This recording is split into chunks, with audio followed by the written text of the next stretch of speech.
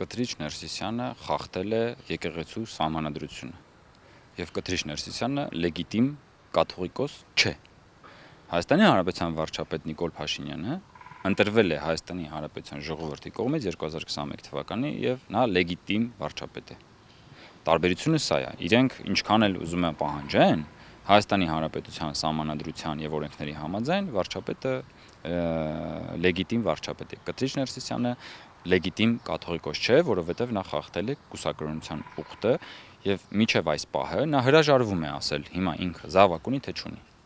Ավելին, սրբազանները, որոնք որ պաշտպանում են Կտրիչ Ներսիսյանին, հիմնավորում եւ արդարացնում են, հա դե լավ ինչ կա, որ կուսակրոնության ուխտի խախտման մեջ դուք կարաք մի ամիս առանց կնոջ դիմանալ։ Սա այսինքն մենք պիտի այս պահին արդեն արձանագրենք, որ եկեղեցու բարձրաստիճան ղեկավարությունը հաստատել է այն փաստը, որ